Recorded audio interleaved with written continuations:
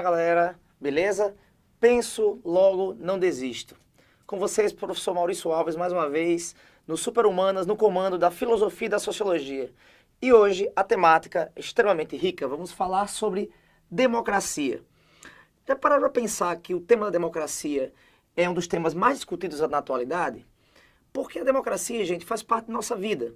Ela surgiu lá na Grécia e ainda hoje boa parte dos países ocidentais, principalmente, atribuem-se enquanto governos democráticos. E se vocês perceberem, a ideia de democracia, ela meio que funciona como um escudo. Pode perceber que ela é diretamente associada à ideia de justiça. Eu falar, por exemplo, eu fui eleito democraticamente, automaticamente parece que está querendo dizer assim, eu fui eleito justamente. Mas podemos pensar a democracia para além dessa ideia pura, absoluta, inquestionável? A democracia, será que ela tem elementos de crise? Será que hoje as democracias funcionam? Bem, diante disso é que nós vamos falar, nessa aula de hoje, acerca da democracia e a crise na atualidade. Vários autores vão versar sobre como as democracias no mundo estão passando por certos momentos de fragilidade. Então eu vou citar, galera, muitos autores que são muito bons nessa discussão. Muitos deles, inclusive, ainda estão vivos, olha só. Eu acho curioso sempre dizer isso, porque quando a gente vai falar de filósofos e sociólogos, as pessoas sempre pensam que já morreram todos. Na verdade, gente, ainda tem muitos grandes pensadores que ainda estão por aí, beleza? Analisando nossa sociedade. Então vamos ver como é que está a democracia atualmente. Observe, por favor, esse quadro, né, essa pintura, que todo mundo conhece, todos vocês conhecem, eu tenho certeza, tá? Que é do Salvador Dalí, A Persistência da Memória, de 1931. É como se ela tivesse antecipando os tempos vindouros, né? Ela antecipou que o tempo do futuro iria ser mole, líquido. Já pensaram no autor, né? Mole, líquido, algo que se esvai, algo inconsistente.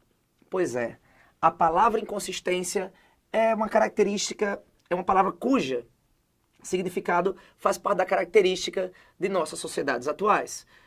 Estamos vivendo esses tempos de inconsistência e, é claro, a democracia está passando por uma série de crises. Então, alguns autores vão trabalhar sobre isso, beleza? Então, acompanhe comigo aqui, lembrando que o material do e-book de vocês está bem mais completo do que o que está nesse slide, ok? Então, ó, acompanhe essa videoaula junto com o e-book, que com certeza você vai desenvolver massa. Então, galera, vamos lá. Vamos para o primeiro autor. Então, o filósofo alemão Habermas, um clássico, né, atual, vamos dizer assim, clássico atual, da filosofia e que influencia em áreas além da filosofia, como, por exemplo, o direito e a política. Habermas é um dos últimos descendentes da Escola de Frankfurt.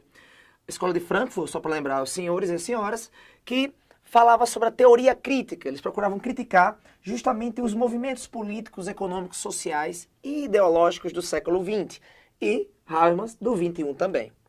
Habermas, gente, ele é muito conhecido, tá? Filósofo alemão, vale lembrar, muito conhecido por criar a teoria do agir comunicativo e a ética do discurso. Ou seja, ele é um filósofo que trabalha também com ética. E política e ética são eixos iguais. A política é um eixo dentro da ética, porque, afinal de contas, a ética procura estudar como nós nos comportamos em sociedade, não é isso? E a política é nosso convívio em sociedade. Então, o que seria a ética do discurso para Habermas? Habermas pensaria assim, como é que se faz uma decisão justa? Como é que se faz uma lei justa, um governo justo? Simples. Quando todos os agentes implicados no governo, não apenas nos que mandam, mas os que obedecem, debatem, deliberam, ou seja, argumentam para chegar a um certo consenso. Esse consenso é conseguido através do discurso. Então, o que seria a ética do discurso? Um resumo básico seria assim. A ética do discurso é quando todas as pessoas que estão implicadas numa decisão, numa lei, numa regra, numa forma de governo, participam de suas decisões, participam de suas deliberações. Beleza, galera? Para ele, a linguagem é uma fonte de emancipação do indivíduo. Porque a partir do momento que eu me comunico com você e você me entende, nós podemos chegar a um acordo de como podemos resolver uma certa situação. Bem como ao você falar comigo, eu vou lhe entender, então nós podemos chegar num consenso. Então a linguagem acaba sendo algo emancipatório, que eu vou me posicionar no mundo e você também. E isso vai ser levado para a política, é claro, de forma racional. Não é a linguagem verborrágica, a linguagem de dizer só aquilo que pensa, mas sim uma linguagem com um cunho de buscar a justiça.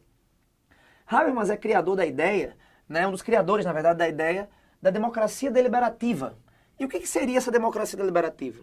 Ele diz o seguinte: um dos graves problemas da democracia atual é que nós escolhemos nossos representantes, eles fazem as leis e impõem as leis, muitas vezes não correspondendo com aquilo que a população quer. Mas, pense assim, se a lei, as regras sociais, as coisas que são debatidas na democracia servem para o todo da população, por que o todo da população não participa dessas decisões? Daí ele defende justamente isso.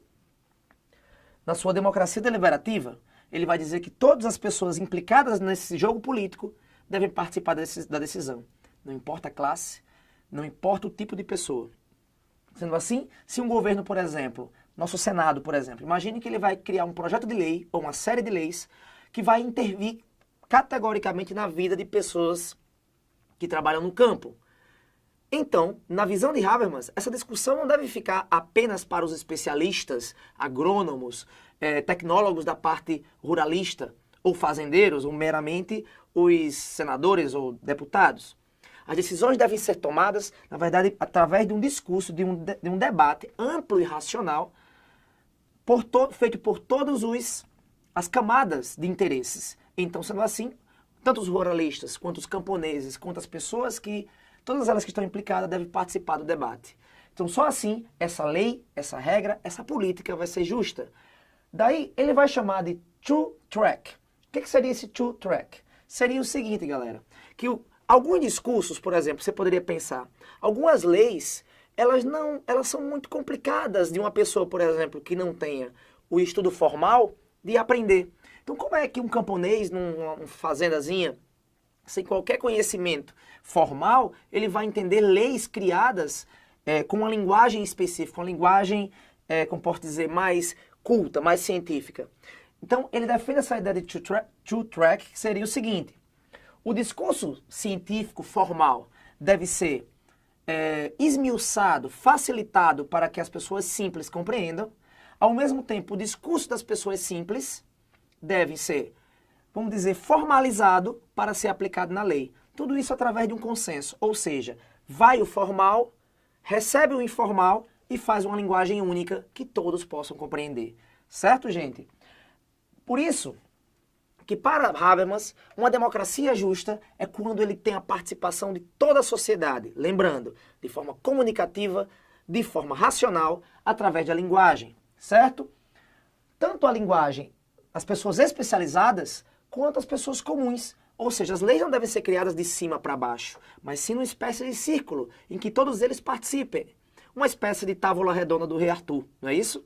Ou seja, não é um especialista que decide por todos, mas sim todos decidem por todos. Essa é a democracia que propõe Habermas.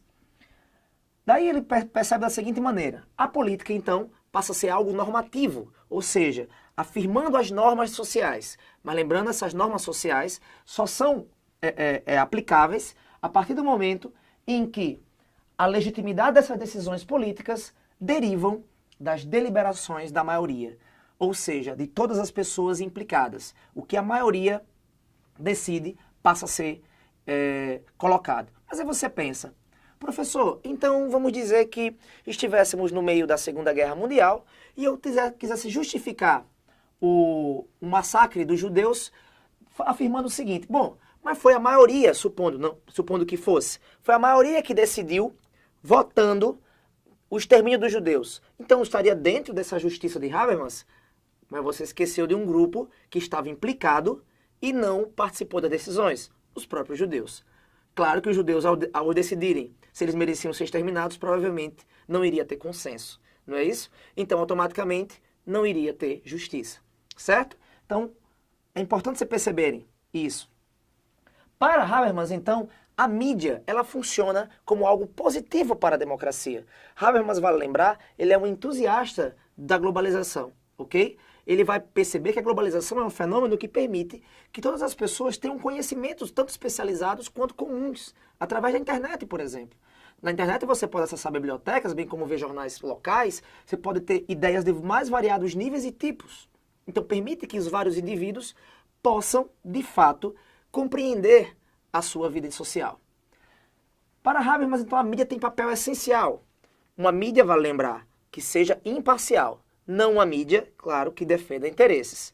Porque para ele a mídia ajudaria a democracia, é essencial na democracia, a partir do momento que ela expõe os interesses da população, dos mais variados ciclos, mais variadas classes sociais, e esses interesses passam a ser conhecidos pelos outros. Então a classe baixa passa a ter linguagem, a classe média entende, a classe média passa a ter linguagem, a classe baixa entende, a classe alta, por sua vez, passa a ter linguagem, as outras classes entendem e ela, por si mesma, entende as demais. E nesse discurso constante, racional, tomaria essa decisão mais justa. Ok, gente? Por isso que a mídia é essencial para a democracia, segundo Habermas. Claro que ele está falando de uma mídia que fosse imparcial. Não uma mídia, claro, que defende certos interesses específicos, ok? Por isso que é bom você pensar sempre sendo crítico de qualquer teoria. Pulando de Habermas, que vai analisar essa ideia de democracia como sendo só seria justa se fosse uma deliberação coletiva, consequentemente as nossas democracias atuais acabam não sendo, porque elas são decisões tomadas de cima para baixo, né, no sentido vertical. E aí a gente passa agora para outro clássico do pensamento das democracias atuais, que é o Norberto Bobbio, pensador italiano, tá, que vai desenvolver um livro muito interessante, conhecido inclusive como O Futuro da Democracia. Claro que ele tem outras obras fantásticas sobre o assunto, mas nesse livro eu achei curioso falar para vocês que ele vai se propor o seguinte: ele vai dizer que democracia não dá para se reproduzir daquele jeito que era na Grécia, democracia direta. Não adianta as democracias afirmarem que todas as pessoas podem participar diretamente do governo. Estão percebendo um questionamento contrário ao outro? Vamos para frente. Para ele é preciso ter representantes. É preciso ter representantes escolhidos para tomar a decisão para a maioria. Agora é interessante, vamos olhar a definição rapidazinha aqui de Norberto Bobbio do que seria democracia. A democracia, para ele, caracteriza-se pela constituição pactuada, ou seja, acordada, de um conjunto de regras fundamentais que estabelecem quem está autorizados a tomar decisões coletivas e com os quais procedimentos. Ou seja, é preciso que a população seja consciente de que representante vai escolher. Não deve escolher porque ele é belo, não deve escolher porque ele é mais inteligente, ou melhor do que ou mais engraçado que o outro, mas sim deve-se escolher aquele que mais representa o interesse do coletivo. Para ele, a representatividade do poder é necessária. Então é necessário sim que nós a gente escolha uma pessoa que de fato representa os interesses do coletivo. Os representantes não podem, por sua vez, exercer mandatos imperativos, ou seja, uma vez que nós escolhemos os representantes, não quer dizer que eles possam lá fazer aquilo que eles querem, que eles devem defender interesses apenas de grupos específicos. Infelizmente, isso vai ser justamente o que ele vai dizer que é um dos males de nossa democracia atual. Não, ele não está falando só do Brasil, mas do mundo inteiro, na verdade. Tá? As democracias atuais acabaram se transformando em grupos de interesses específicos, com a ideia de que seria para todos. É o que nós chamamos de demagogia, que em grego significa condução da população. Para Norberto Bobbio, a publicidade do poder é imprescindível, ou seja, é necessária existir uma ideia de transparência. Os governos devem ser os mais abertos possíveis, no sentido financeiro, das decisões políticas e das discussões que estejam sendo feitas. É necessário, então, que a população esteja sempre atenta do que esteja rolando no campo político. Vamos puxar isso para o Brasil? Uma das coisas que faz muito aqui no Brasil é que a gente é orientado, muitas vezes estimulado a não gostar de política. Ele provavelmente iria dizer que isso é péssimo, porque quando você se distancia da política, e uma vez que a política é necessária para a nossa vida, pois ela organiza a nossa sociedade, eu estou me distanciando daquilo que é meu, daquilo que funciona para mim. Então, é importante que eu sempre esteja compreendendo sobre a política, para que a democracia seja plena na visão de Norberto Bobbio. Aqui nós temos, galera, dois autores que vão discutir o que seria, como a democracia poderia ser boa, poderia ser bem organizada. Mas agora, a gente vai para o seguinte. Como eu disse no começo da aula, voltando, temos aqui a persistência da memória, o líquido, o inconsistente, o tempo inconsistente. Dali, você associa claramente a quem? Claro, Zygmunt Bauman, grande pensador polonês que faleceu há pouco, mas que deixou sua obra e seu legado para nós pensarmos. Bauman vai ser adepto da ideia do tempos líquidos, ou seja, o tempo das fragilidades, o tempo das inconsistências, em que as regras, no caso, em que as instituições e estruturas modernas se fragmentam, se transformam em líquido, certo? Para Zygmunt Bauman, e ele acompanhou bem o século XX, ele viveu até a idade avançada, e ele acompanhou bem as democracias europeias. Para Bauman, a confiança nas instituições está caindo. Isso é uma característica dos tempos líquidos. As pessoas não confiam mais na política, nos governos, na igreja. Consequentemente, as pessoas estão se individualizando. As instituições democráticas acabam não garantindo o bem-estar da maioria. Por quê? Segundo Bauman, as democracias se transformaram em interesses de grupos. A gente volta em representantes que representam interesses de grupos específicos, geralmente das elites, segundo Bauman. Então as democracias se transformaram em mero instrumento político para as elites. E o resto da população, classe média, classe baixa, como é que fica? Fica, na verdade, não representada. Então as instituições acabam perdendo a sua força. Então as pessoas perdem sua confiança nela. Para Bauman, então, a democracia, e junto com o capitalismo, né, ele acaba criando essa ideia de que a busca da felicidade é algo mais individual e o governo não tem nada a ver com isso. A busca da felicidade passa a ser algo próprio e política passa a ser irrelevante para isso. Porém, para o sistema capitalista, segundo Bauman, o que se transforma em felicidade? O consumo. E como ele mesmo diz, o consumo alienado, irreflexivo, não consumo consciente. Então passa a ser o seguinte, a felicidade passa a ser a ir às compras. Só que, claro, é efêmero. As compras, o sistema precisa de lucro. Então você precisa se satisfazer momentaneamente apenas, para depois querer mais. Acaba se transformando um mundo individualizado. E as instituições, consequentemente a democracia, acaba entrando em crise. Daí, Bauman pensa o seguinte, o sistema democrático atual está tão em crise, está tão liquefeito, né, líquido, que ele vai dizer o seguinte, as instituições só procuram manter sua força no sentido hobbesiano da palavra. Lembra de Thomas Hobbes?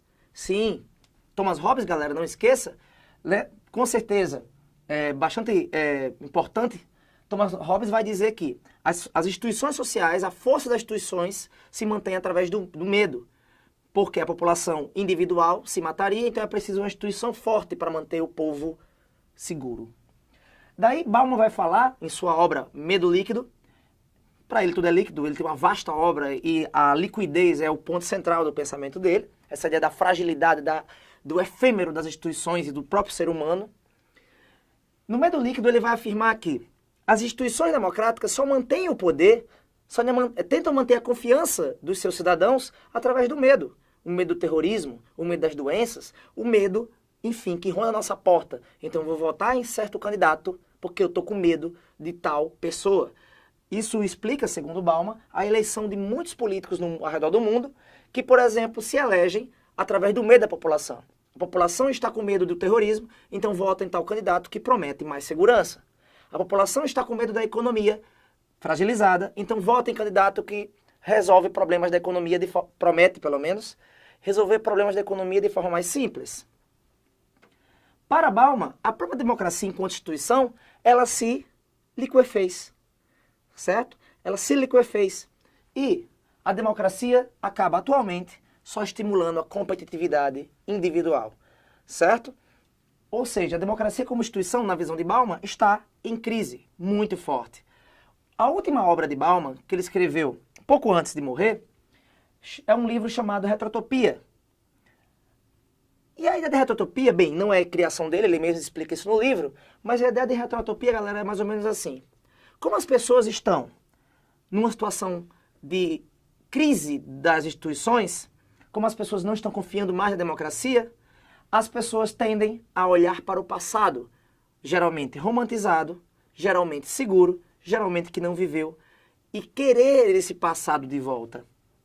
Então é mais ou menos assim, as pessoas querem voltar às instituições medievais, querem voltar às ditaduras.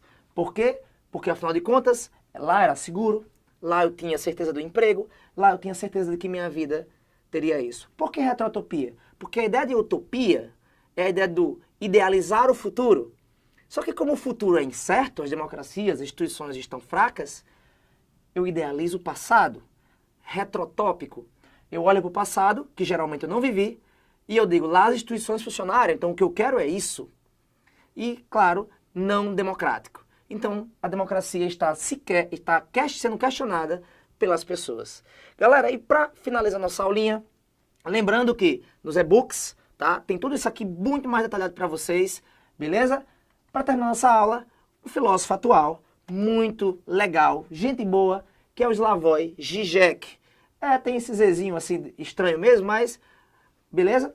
É assim que se fala. Esloveno, Slavoj Žižek, vai estudar atualmente democracia. O cara tá lá bombando na Europa, escrevendo sobre democracias europeias, acompanhando as eleições quando ocorrem, por exemplo, e analisando elas. Só que ele vai perceber que a democracia está passando por um déficit, porque ele chega a afirmar que a democracia está virando quase um fascismo. Porque a democracia, na Europa principalmente, que é a sua fonte de estudo, se transformou basicamente em lugar de escolha de grupos ideológicos que são maioria para impor uma vontade. Ou seja, basicamente a democracia se transformou numa ditadura da maioria. Como podemos perceber aqui, ó, ele chega a expor isso. O que acontece com a democracia se a maioria for inclinada a votar em leis racistas e sexistas? O que acontece com a democracia se a maioria do povo escolher, por exemplo, a xenofobia? Então a democracia deve ser aplicada dessa forma, ou seja, é um governo justo, ou a democracia não deve ser criticada? Então, na verdade, o que Žižek vai observar, galera, é que a democracia está em déficit e que as eleições, na verdade, apenas refletem uma sabedoria convencional determinada pela ideologia hegemônica. Se a maior parte da população quiser, por exemplo, o extermínio de estrangeiros, a democracia está apta a isso atualmente. Na Europa, por exemplo. Então, se a maioria da população decidir sobre pena de morte, decidir sobre sexismo, sobre oprimir grupos específicos, isso está sendo aplicado. Na visão de Žižek, é uma democracia com cara de fascismo. Por isso, estamos vivendo déficit de democracia. O que o futuro virá, esperamos que o Norberto Bobbio e o Bauman, e o Habermas nos ajudem a encontrar um equilíbrio dessa crise democrática que foi analisada por Bauman e Žižek. Beleza, galera? Muito mais no e-book para vocês. Muito obrigado, valeu, até mais.